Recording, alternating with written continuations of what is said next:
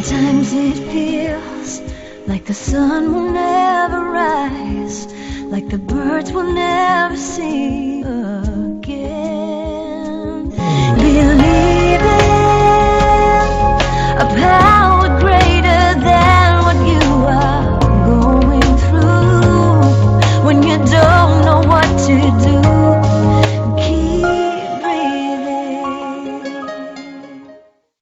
That's right. When you don't know what to do, just keep on breathing. From the City of Angels in Los Angeles and the Big Apple in New York City, welcome to all my listeners out there in Radio Land. I'm Dave, the Caregiver's Caregiver at caregiverdave.com, along with my lovely late co-host, Adrian Gruberg from the Caregiver Space. And we're coming to you live and on demand 24/7 on 25 global audio video platforms including iHeartRadio, iTunes, YouTube, Spreaker, SoundCloud, HealthyLife.net, Vimeo, Stitcher Radio, Blog Talk Radio, Mixcloud, Listen Notes, Blueberry, Player FM, Podcast.com, VIP Internet Radio, TuneIn.com, Facebook Live, Owl's Tales, YouBook, Castbook, Castbox, Instagram, Twitter, LinkedIn, FeedSpot, and of course, CaregiverDave.com. I haven't done that in a long time. List all 25 of them. So we're so proud to be voted #1 caregiver podcast of the top 50 on Player FM and one of the top 6 best podcasts on caring.com, as well as #3 podcast out of thousands of caregiver podcasts on FeedSpot. And we have an exciting show planned for you today. Don't we, Adrian? Are you out there? Well, if she was, she'd say yes. So when Kate Kunkel, I hope I'm pronouncing that right, Kunkel, when her mother was diagnosed with dementia in 2010, Kate set out to discover why this happened, how she could help her mother, and ensure that she herself would not succumb to this terrible syndrome. I can sure relate to that. Both my mother and my mother-in-law had dementia, and it wasn't pretty. But I do want to take this moment and thank my last week's guest, Pantaha Vahidi, the most compassionate registered nurse that I know, shows how to avoid burnout in that podcast. And just a reminder, you can watch or listen to that one and all of them, including this one, on our website, caregiverdave.com, and all those other 25 global platforms that I mentioned. All right, enough of that. Welcome to the show. Kate, I'm so excited to have you on. Thank you. I'm very happy to be able to be here with you today. It's just so nice to have a pretty hippie from the 60s join us today because, you know, I miss those times. Those were good times. Yeah, we had protests and riots and shootings, but we were just, we just wanted love, you know, and everything was peace and love. Yeah, and we still have protests and lootings and shootings, but not so much with the peace and love anymore, unfortunately. Yeah, not so much of the peace and love. Well, you know, I like to ask my guests just who is Kate Kunkel, and why was she put on this earth? Well, I am a harpist. My gosh, you know, you look like a harpist. Like Well, an angel in the clouds just playing her harp. you know, I worked for 20 years in Las Vegas playing harp, and I can't tell you how many times people came up to me and asked me where my wings were.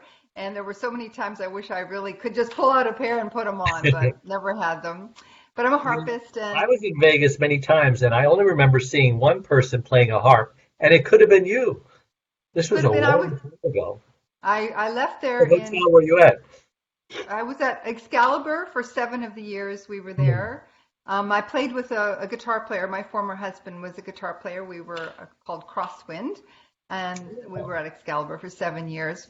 But we toured the Southwest U.S. after we left Excalibur, and then we opened a metaphysical store, and that's where I learned how to do sound therapy and stuff. Oh, something's falling. I dropped my phone.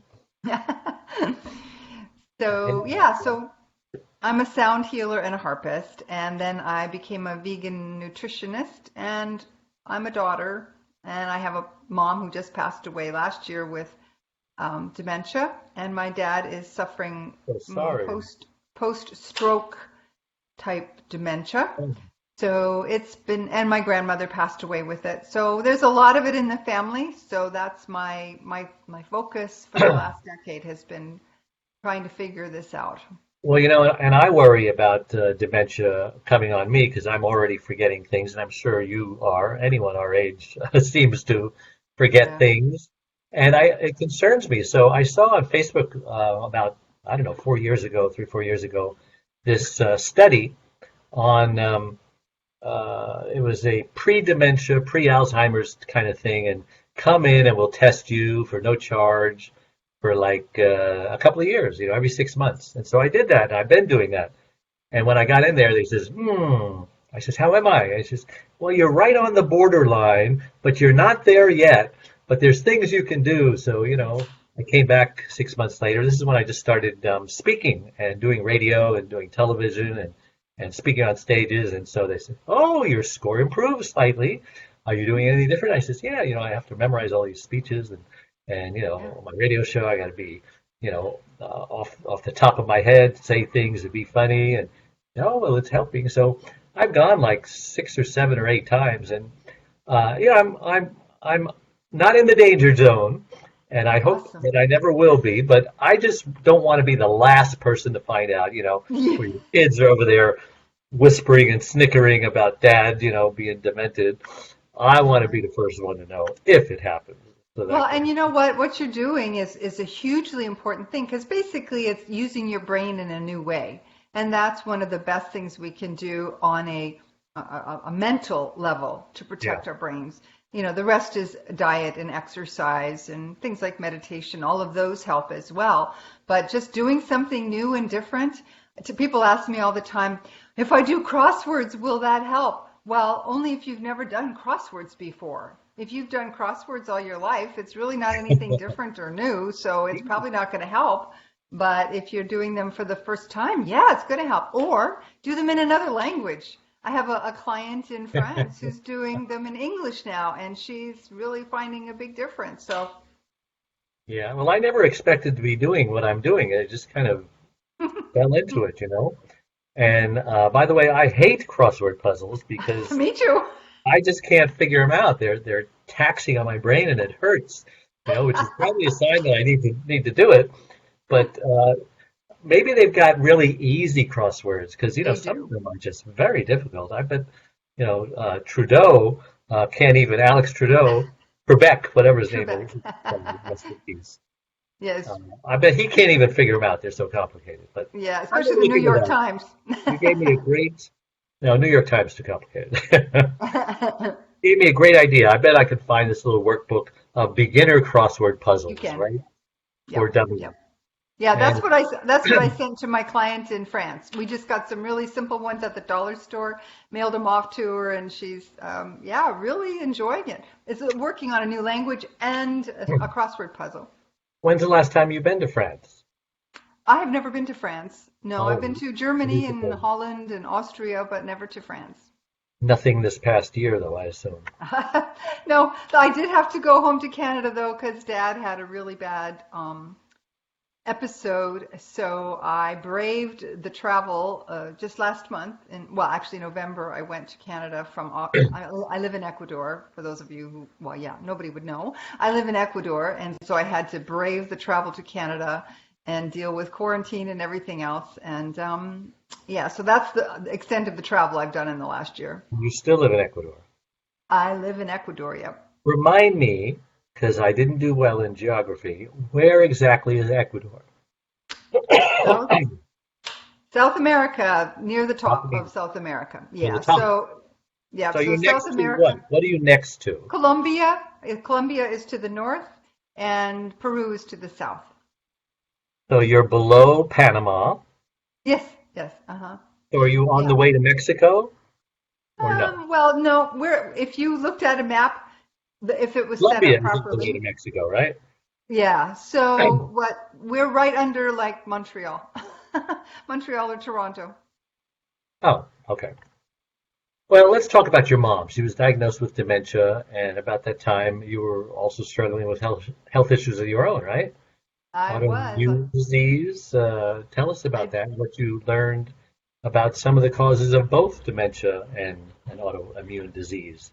Right. So I was diagnosed. I was just leaving California to return to Canada, and I was diagnosed with rheumatoid arthritis. I Wow. was having a lot of trouble with my joints. You can imagine that's pretty scary for a harpist to be Sure. thinking you're not going to be able to play the harp. So anyway, it was at the same time I was coming back to Canada, and my mom was starting to really struggle with many things. Now, she was also diagnosed with cancer for the fourth time when I was returning. So there was like this perfect storm of things going on, and the stress was causing me to lose my memories and to get, whoa, my personality was going That's scary. berserk. And mom was struggling a lot. She became very aggressive and paranoid. So we had a lot of stuff going on, and so I thought, I started my career as a paralegal of all things. The old hippie was a paralegal, and but the good thing about doing that job originally was it gave me really good research skills that I've used all through my life. And so I tapped into those research skills and tried to figure out what the heck was going on, why mom was going the way she was, and what the heck was happening with me. And I sure as heck didn't want to follow that path. So that's when I learned that many autoimmune diseases have the same genesis, so to speak, as dementia, including Alzheimer's and Parkinson's and so forth. So that got me on my path to try and help mom and to fix my own brain. Wow. So did you fix your own brain? I did. I did.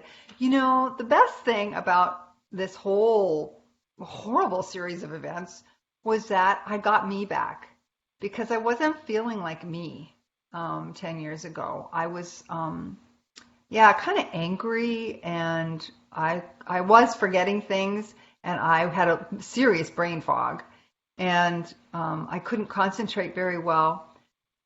And I just didn't feel like me because I was always a pretty bright kid, and I could do anything I wanted to do, and all of a sudden I couldn't do all the things I wanted to do. So it was time to fix it. And now, honestly, I feel better than I did when I was 32. I keep learning new stuff, like we were talking about speaking and so forth. I had to learn a whole bunch of things when I took up this position of dementia prevention, and so I learned how to do things like this, talking on here and holding group meetings and holding group coaching programs and all of those things. That's all something new, and you have to be able to kind of weave and volley and rally, and those things I wasn't able to do them 10 years ago, and now I can. So I'm really excited and happy about that. And you were scheduled to come on the show in April, but we had a cancellation. And at the last minute, you just dropped everything, which I do all the time. I could just shift gears very quickly. But that's a good sign up there. Yep. You need to be able to just pivot. Did you discover what was specifically wrong with you and with your mom? Yeah. So for me, I think stress was the biggest thing, but also my diet, because I was really slammed and very, very busy when I was in Los Angeles. My diet suffered really badly. I didn't take the time to cook and so forth. And I started eating out a lot, so I didn't have any control over what was in it. So I started, and rheumatoid arthritis is an inflammation, right? It's an inflammatory condition. So that was what it was. It was inflammation caused by my diet and stress and lack of sleep. My mom's dementia also was caused by a very poor diet, because she had also been very busy all her career. She owned a doll store of all things and a museum, and she had also worked in a factory part of that time while she was building her business. Very ambitious woman, very smart, but she did not like cooking, and and all those other things were more important to her. So she and my dad ended up eating a lot of not so good food. Mom didn't sleep very well her whole life. I never remember my mom sleeping well. And she was also, unfortunately, because of her exposure at this factory, she had toxicity really badly. And I believe that's what also caused her cancers. So the same things. I didn't have the toxins so much, but the inflammation, the poor diet, the lack of sleep, oh boy, that's so important. And for caregivers, that lack of sleep thing is a big issue that you really need to look after, because it's a brain killer. Yeah, tell me about it. The average caregiver only gets 2 hours sleep a night. I Yeah, can't sleep 2 hours straight. I don't know how they do. But nobody can. Yeah. so did um, did her progression slow down? What does that mean? So when I learned all this stuff, right away, because I'm an action taker, right away I instituted a whole bunch of changes to make myself feel better.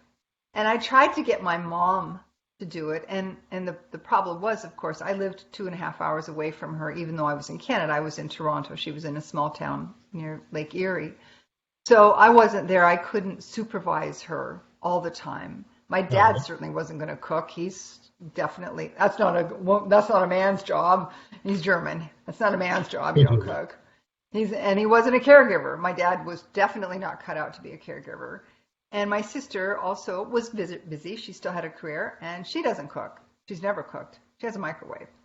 Anyway, so we had a lot of issues going on to get mom to follow the protocols. I was developing this program and I was following it and my friends were following it, but I couldn't get my mom. So her decline also, it accelerated because she had another cancer treatment, which was barbaric. It was for vaginal cancer and it's called brachytherapy and it is barbaric. And I think Reiki. it's I heard of that. Brachy. It's terrible. It's a radiation therapy, and it broke her. It broke her mind. I truly believe that, and she just went like that. So we had to, put her in a nursing home because my dad he's not a caregiver. What if you had figured out what was happening sooner with your mother? Do you think the outcome would have been different? I like to think so, yes, because by the time she even got tested, of course, I just returned, so I hadn't really been monitoring her progress at all. Hmm. But she was already, like she couldn't draw a clock anymore. She really couldn't read a paragraph of anything anymore. So yes, I do believe that if we had been able to catch it a little bit sooner, perhaps we would have been able to extend her time at home. She ultimately died of cancer, again, fifth time, of cancer with advanced dementia. So, Were they yeah, related? I believe that the same causes of the dementia, like I said, with the toxins and everything, I believe that they were connected, absolutely. But anyway, so she did pass away with Alzheimer's, or I was actually dementia. I don't know for sure if it was Alzheimer's because they didn't do an autopsy or Right. anything. But I believe that if we would have been able to get her diet fixed up, because when she went into the nursing home, here's another issue. They're there to make money, right? Bottom line is that's the business model. They're there to make money. And by the time someone is admitted, especially with dementia, it's basically I hate to use the word, but almost like a warehouse. Like it's just a place to keep people safe and sort of safe and, so Down. right. So the diet is just a maintenance. It's just to keep them alive, right? Yeah. They don't really think about what the food is doing, what those foods do to the brain. So for instance, I can't tell you how many times I went into the nursing home and saw Jello on my mother's plate. Red Jello. So firstly, red dye is really bad for your brain, for everybody's brain, but Really? especially for So dementia. don't eat red things, huh? Don't Unless eat they're anything vegetables. with food coloring. Don't eat anything with food coloring. No. And Are you everything saying was any like other color isn't bad, but red is bad? Or red all is of it? all food coloring. Just stay away from unless it's natural, right? But most of the food coloring you get Like certainly in Jello cranberry. is not going to be good. Plus Uh, sugar. Sugar is bad for the brain, and they give them so much sugar. They give them true. desserts and all of that stuff, and it's really That's bad because it true. causes inflammation. And as a caregiver, when I did get home before she went into the nursing home, I would bring all kinds of food. I would cook up a storm and I would bring them to her so she would have nutritious meals. I would put them in like things that Dad could microwave so that she could have proper meals, proper proportions of vegetables and all the other things. Yeah. So I think that was the big problem, that if I had been able to be there more and just like be on her all the time, it might have worked. But I couldn't. I had to make a living, you know. Sure. Listen, we're going to take a quick break, so we will be right back, so don't go away.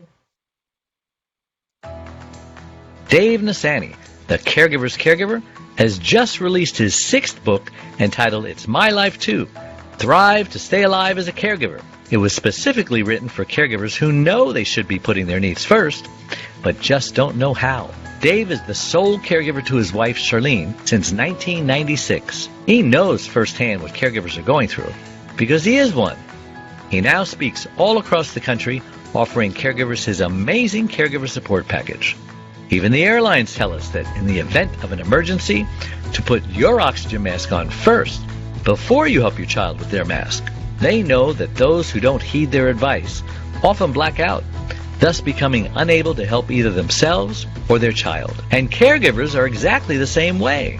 It's My Life Too, Thrive and Stay Alive as a Caregiver will help caregivers who are neglecting their sleep, diet, and social life and learn to put their needs first. Pick up your copy today or buy one for your special caregiver. On sale everywhere and at caregiverdave.com. And we're back on the Caregiver Dave Show with Kate Kunkel, and I don't know where Adrienne went. She must have had an emergency. Anyway, we're talking about dementia, and her mom, and my mom had dementia as well. You know, how is her personality? Because my mom was really, really sweet. Everybody loved her. But my mother-in-law, on the other hand, I just got to say, she was a witch. She was mean. She thought I was trying to steal her house. She thought people were trying to break in. She was calling the police, 5 times a day. No caregiver wanted to work for her. She would accuse them of stealing. I mean, on and on and on. She was in denial about her dementia. There's nothing wrong with my memory, whereas my mother, I wish I could remember more, And I don't know why they're different like that. How was your mom? Well, my mom, she became very aggressive and combative, and in fact, she went after my father with a knife at one point. Whoa. Yeah, so I guess I had it pretty good. but my mom in life, in her normal state of being, was a little bit impatient. She was very demanding of us, and so I could see that manifestation, and it was exaggerated so much with her illness. Now later on, she became very docile, of course, when at the end there, she became very docile. Yeah, but she was always very aggressive when it came to personal care. She hated to be cared for. Oh. The fact that someone had to invade her personal space was just, even very late in her illness, she fought it tooth and nail. Now, my grandmother, on the other hand, my father's mother, who passed away with dementia, she was very different. Now, she went back to her childhood. She reverted to her childhood. I think my mother did too. Yeah, and almost started talking in German again. We're German, and she started speaking only in German. Yeah, she didn't speak English at the end. What would you say for the many caregivers that are out there who are struggling with this? I mean, it took me a while to get used to dementia being kind of different in its own category because I was trying to be logical with my mom, and that just doesn't work, No. What advice would you give people who maybe have been doing this for a while and maybe who just started doing it? Because I know everyone kept telling me, well, don't take it personal, and don't do this, and don't do that. But it's hard, when she says things, you want to respond back how you would normally respond because it's like talking to a crazy person, Yeah. So what I tell my friends who are going through it is that, and it seems to be so many people are going through it. It's expanding so much. But to think of it like your child, like when they're little, when they're tiny. I never had children, but I have grandchildren. My husband has a son, and we have 3 grandchildren. So I've really watched how the children progress. About their being so egocentric. At first, it's only me. looking after the basic needs of human life. And then as they get to be 2 or so, and they starting to become independent, and then it's a little bit more where they start to think about other people. Well, dementia is exactly the opposite, right? So I say, think of it like your mom is now 5. Yeah. Like you have to, like that's the way, because you can't. Yeah, you wouldn't take that personal from a 5-year-old or a 2-year-old. No, that's right. They're just responding the way a child would, and their brain is, because have you ever seen the brain scan of a person with advanced dementia? Yeah. No, I haven't. Oh, it's pretty scary. I'm actually studying Dr. Daniel Amen. He's a prevention Yes, specialist. I know him. Yeah. So I'm taking his brain certification course right now because the more I can learn, the better I think I can help people. So he's really big on brain scans. So I've been looking at all these images of And brain functional MRIs before and That's after. exactly right. Exactly. So when you see the brains of people who are severely demented, it's like Swiss cheese. It really is. It's all wrinkled and bumpy, and then you look at the brain of a healthy person and you can see why they can't. It's not like they have a choice. My dad used to drive me crazy when Mom was getting worse because he'd say she should know better. I said, Dad, she doesn't know better. She can't know better. Her brain is not famous last together. words. Exactly. And I know it's hard. I know it because my mom, when I was helping at the nursing home and they were trying to give her dental care because her teeth were getting really bad. And she fought me and she said, I never want to see you again. You're a bitch and blah, blah, blah, blah, blah. And I had to stop and say, okay, Mama, I know you're really mad at me, but this has to happen. And you can kick me out later if you want, but that's okay. We've got to do this. So I think if you think of them like a child in reverse, it might help. That's what I tell my friends anyway who are struggling with it right now. Yeah, so sad.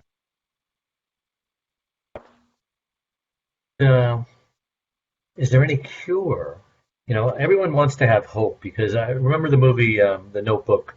It's like Yes. he kept saying, "Oh no, it's never going to get better." And she's playing the piano, and she came to the end of the page and stopped. He says, "Well, I guess she remembered the rest of the song, so you're wrong, whatever." So Yeah. should we have hope? I mean, is it? What's your opinion about that?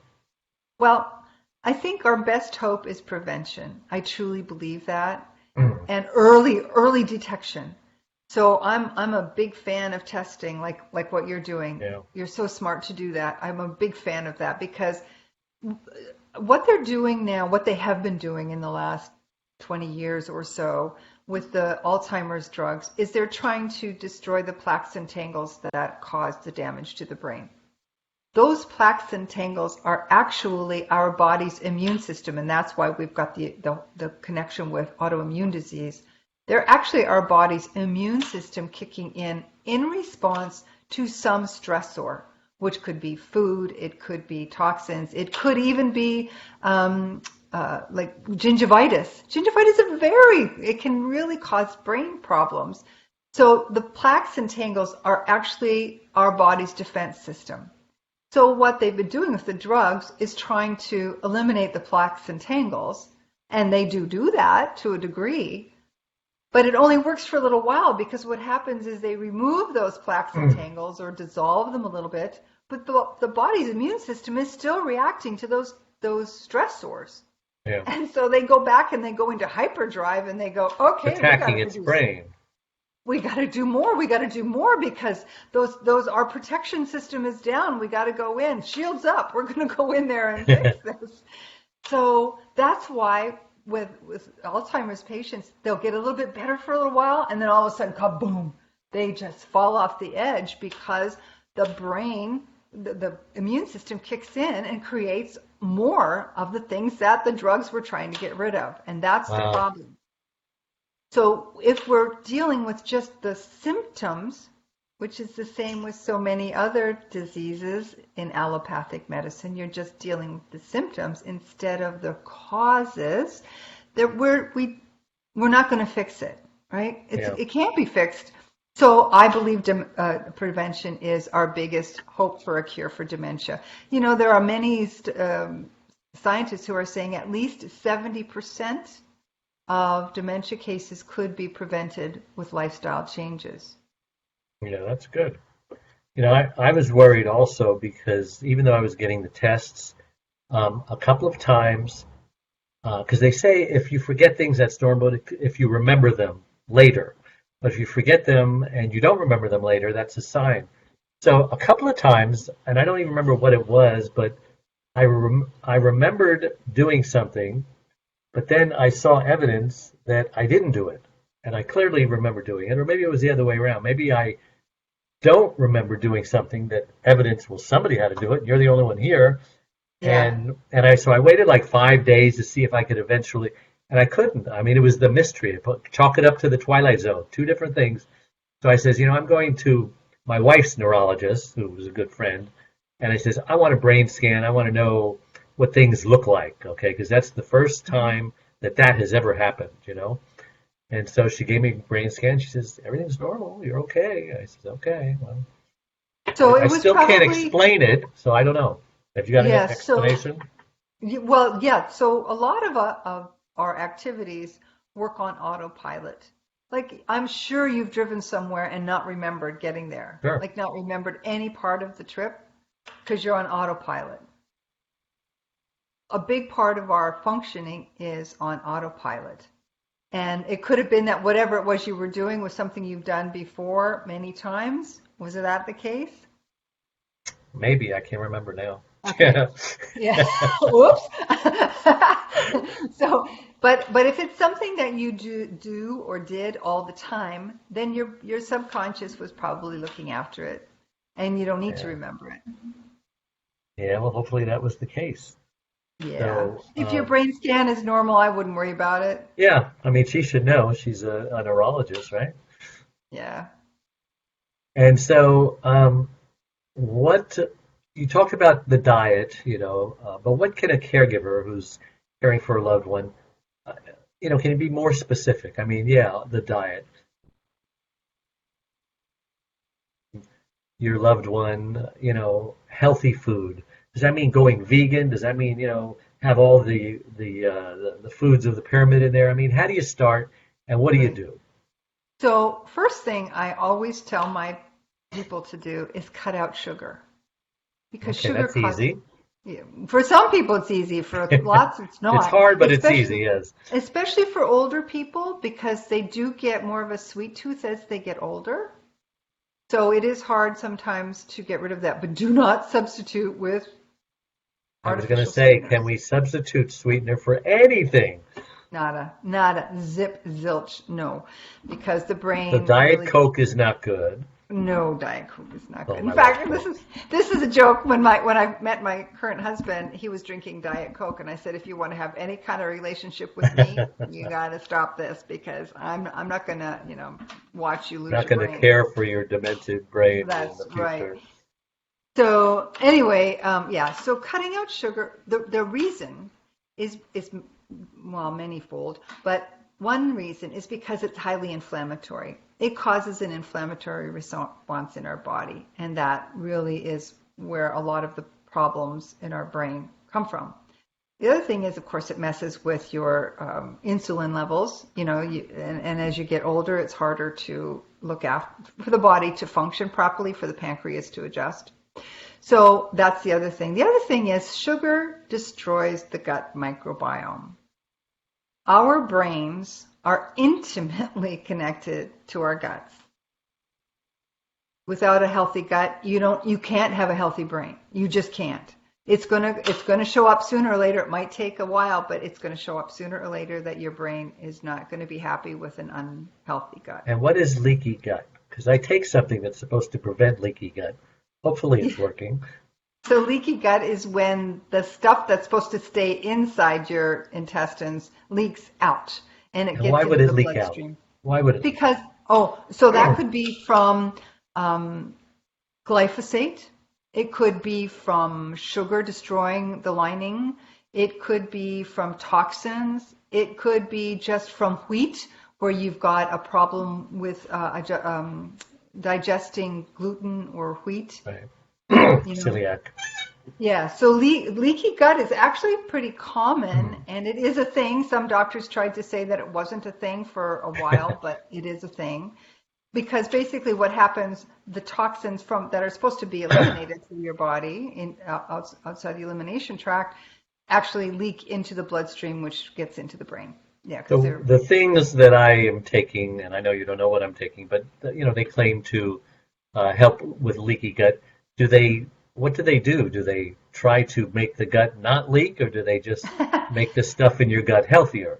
Well, I don't know, because I don't know what these things are. I always just tell people to build your own healthy gut microbiome, because that's the best way. And that will keep the lining from being destroyed and stuff like that. Yeah. Yeah, So, it's supposed to be putting good microbes and bacteria in me okay. instead of the bad ones. So I'm assuming the bad ones are the ones that eat through the lining, and the good ones are the ones that fight. Yeah, well, it's kind of like that, but more important is the balance. So we are always going to have bad and good, and The you yin kind and of the have to yang. have, yeah, you kind of have to have some of the bad ones for the good ones to do more. It's like you don't know if it's dark, you don't know if the light if you don't know what dark is. It's Sure. the same kind of thing.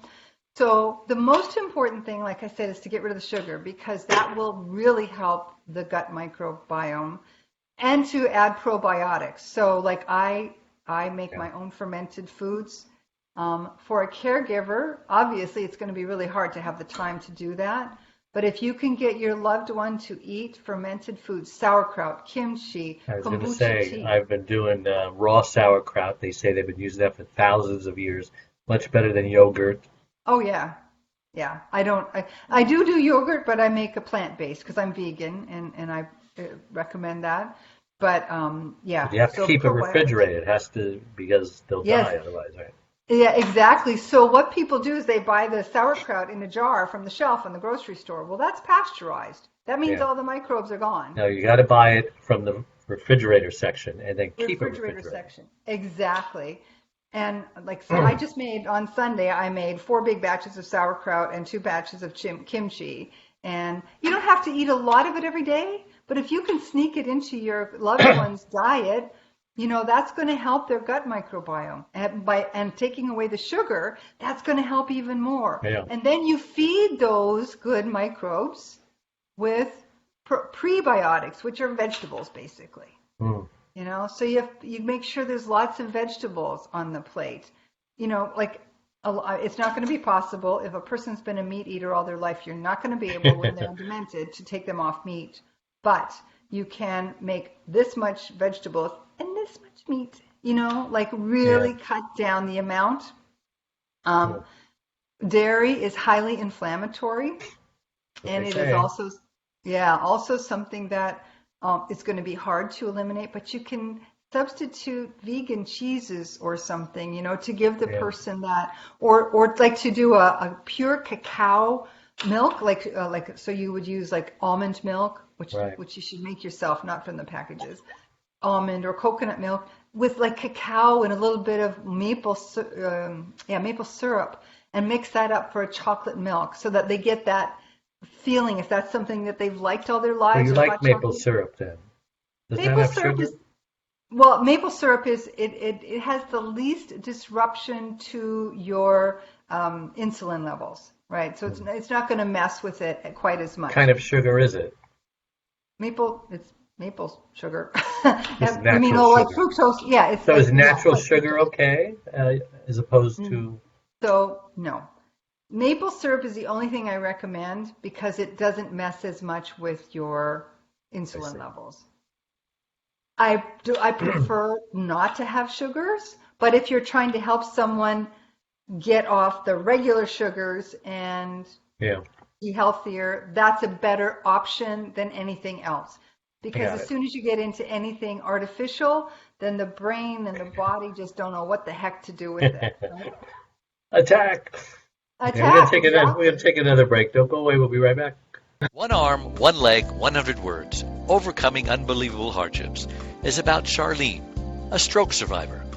Back in 1996, Charlene was a healthy, normal, very active 52-year-old woman whose amazing talents resemble that of both a Martha Stewart and a Wonder Woman. But all that changed when she suffered a massive stroke that left her severely speech impaired and paralyzed on the right side. Who am I? My name is David. I've had the privilege of being Charlene's husband since 1975. We had a wonderful fairy tale storybook-like courtship that culminated in our marriage a year later. Charlene had just come out of a marriage where after 10 years, she received 2 black eyes and a broken nose by her former husband when he came home high on speed. Charlene believed in no second chances of any kind for abuse, so she left. Finding herself all alone in the world with her 5 and 10-year-old daughters Cynthia Lorraine and Deborah Lynn, she started raising them by herself for the next 2 years. Then fate brought us all together. After falling in love with Charlene, Cindy, and Debbie, our love then produced Rebecca Elizabeth. We had a wonderful, normal life for the next 20 years. But today, things are very different for everyone. How about the reaction of 9-time Grammy and Dove Award recipient, the godfather of contemporary gospel Christian music, Andre Crouch? Charlene just won't let the promises of God go, and she has not let her circumstances get in the way of her faith. She's not just a survivor, she's more than a conqueror, as the Bible states. You'll be encouraged by her testimony, regardless of what you're going through. Available everywhere.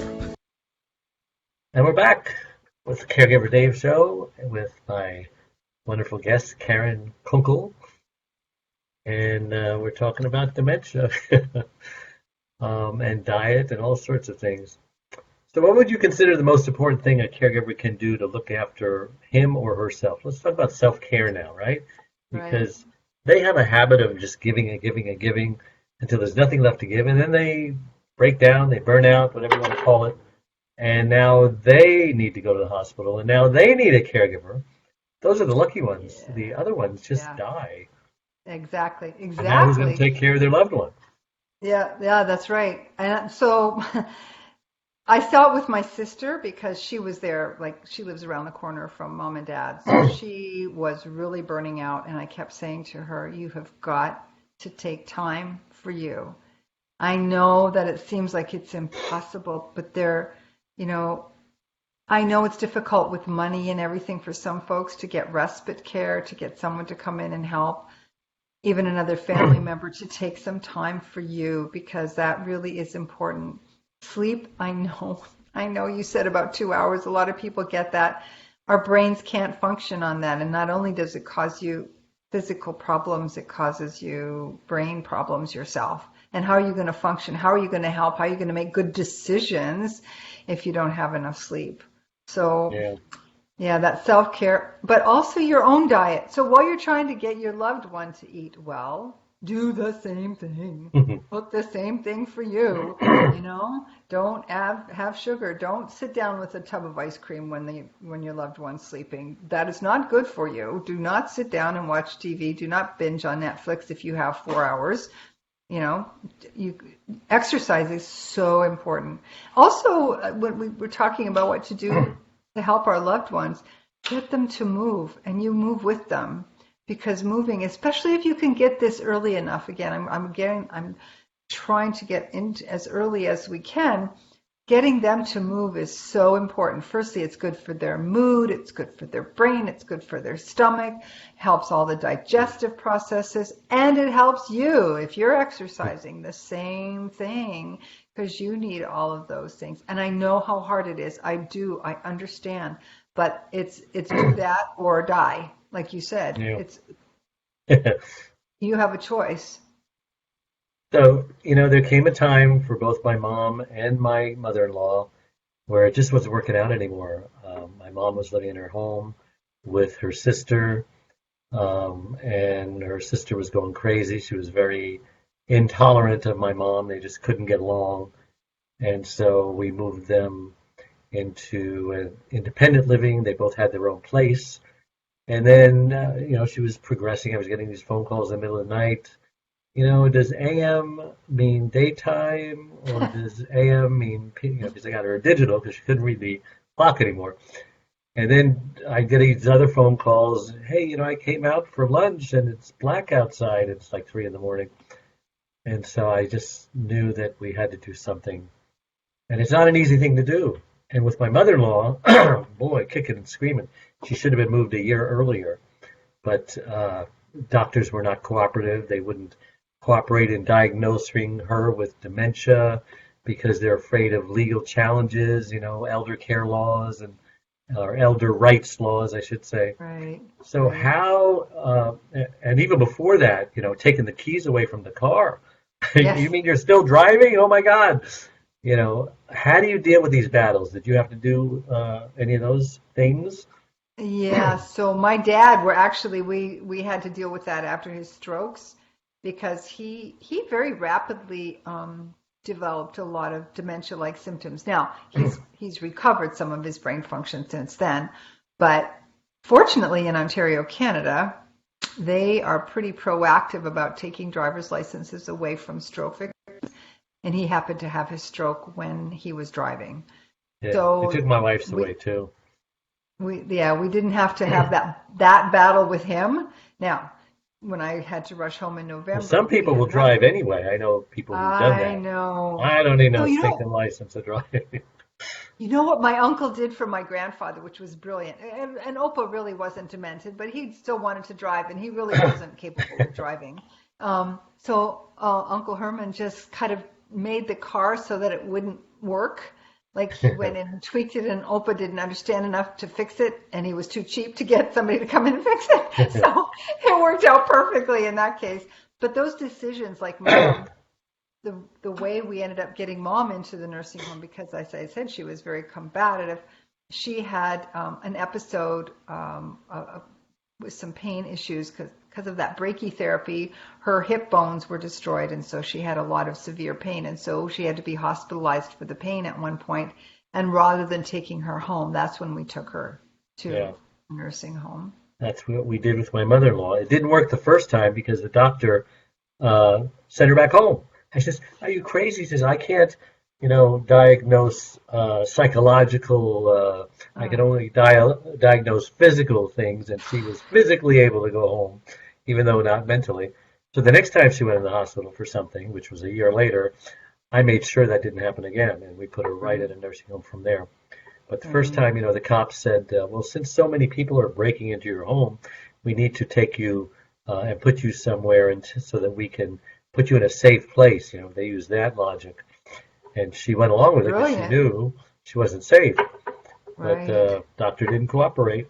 So you really got to be proactive and not just trust the authorities to do what they're supposed to do, the police or the doctors or the hospitals and so on. No, very much you have to be the advocate. You have to take charge. Yeah, we learned that because my mom, the first nursing home she went into, Dave, it was awful. I came in one time and she had bruises on her arm. She could see the handprint in her arm. And the Ministry of Long-Term Care there in Ontario, I might as well have been talking to this wall because they were so useless. And so we became very proactive and got her moved. And it's very hard to do because there's a very limited number of places. Yeah. Did you end up picking the place yourself? Because she was so combative, there was a special place in London, Ontario that this particular care home specialized in aggressive behavior. So we were able to get her in there. And thank God, because they were freaking amazing. It was like night and day difference between the two places. But if we had not been so aggressively proactive, I hate to think of her having to die in the other place. It would have been awful. Yeah. I tell people if you're picking a nursing home, 9 out of 10 of them, I wouldn't put my cat in. But there are good ones out there, and you do have to do your homework. And don't just try to find someplace close to you. It's better that you find a better place further away, and you can make that 30-minute or 1-hour drive, maybe less frequency, but she'll be happier. And don't show up when you're interviewing announced, show up when you're not announced, because obviously they're going to be on their best behavior. You want to just drop in and say, hi, I thought I'd check out the place. I was driving around and what? Don't ask for the tour. Just say, can I just walk around? And, if the wheelchairs are in the hallways facing the wall and they're just, then that's not a good place, as opposed to having, an active activity program and an Right. activity director, and they're doing jigsaw puzzles, and they're playing, Yeah. Wii games with the internet Paddles and and stuff stuff. like that, and watching So, TV. yeah, and the other thing is to make sure that if you have a demented loved one, make sure that they have programs in that nursing home. Because that first one, they had that nobody was trained. Nobody knew how to handle her. Nobody understood dementia. What the heck are they doing even admitting a demented person when they don't even have any kind of training? So that's why she was mistreated, because they didn't know what to do with her. Yeah, the blind leading the blind. Exactly. Exactly. It's like that movie with Jack Nicholson. What was that? We were, One flew over the oh, cuckoo's nest. yes. Yeah. Anyway, so looking back, if there's anything you could have done differently that could have helped others listening to this show, or first of all, I'm assuming that your mother reacted much better in the nursing home Oh, than in yes. her home, right? Yeah, yeah. In the So second nursing home. Yeah, yeah, absolutely. so She that's got what much people better. have to remember, that it's really for their good. And a lot of people make some stupid promises like, "Don't worry, I'll never put you in a nursing home," or the person makes them make, Yeah, "Promise you'll never put yeah, me in a nursing home, yeah, or I'll come back and haunt yeah, you." And just yeah, change that promise to, "You know what, I made a promise, I got to back up," and yeah. say, "Instead, I promise to put you in some place that will give you the best care possible."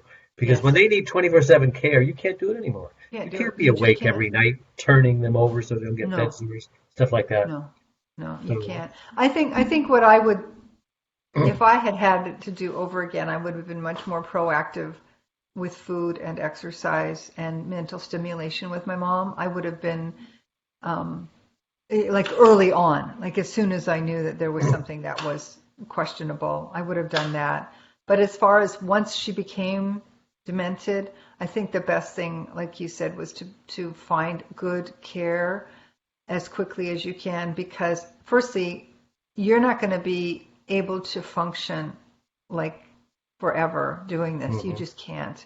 And it's better for you to leave, to have her or him leave on, I hate to say it's not really good terms, but that there isn't that weight of anger and frustration and pain and everything on top of the dementia, to have some respect for each other and that sort of thing, so that when there is someone else, when they go somewhere else, you're going to feel better about it, because it's a better choice all the way around. Like it's not an emergency choice, because that's what happened with mom too. It was an emergency. These things need to be planned a little bit more in advance. Yeah. And I know that's hard, especially now, good Lord, with COVID. I can't imagine trying to deal with it now.